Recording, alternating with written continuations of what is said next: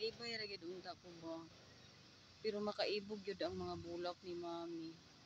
Tanawa gid siya ang beauty niya. Grabe iyang kamot ka blessed. Liryong namulak. Liryo. Nga nasa kaumahan. Nga bisan si King Solomon wa makasuot. Inaani katakom. Grabe ang mga liryo.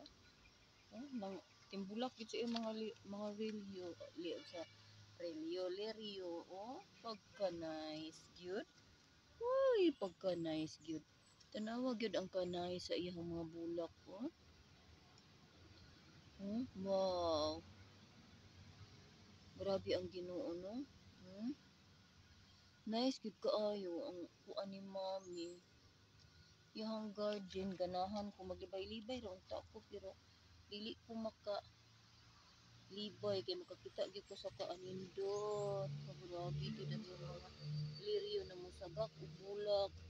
Ako nagtanom ko ani ba pero wala jud wala ni bulak ni baga lang ang dahon sa una pa to no tan-awa ninyo no oh pagka nice gid ay oh paingon didto grabe gid ang kamot ni Mami tan-awa ang iyang katel ang akong katel nga ang gihatag mo kay wala wa tumubo pero ang iya grabe jud oh arrange kay si Mami organize kay siya sa iyang garden murag dili siya 76 years old no oh napad siya mga gulay oh.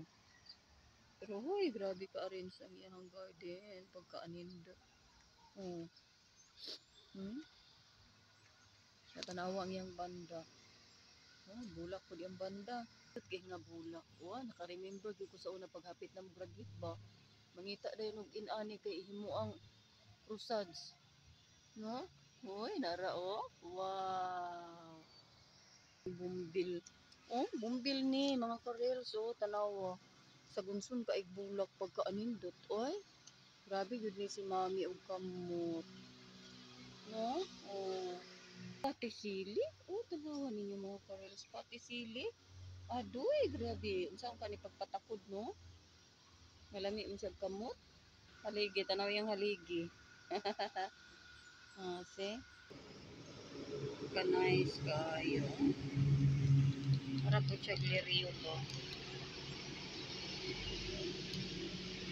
Wow. Oh, see? Ka-nice, Juday.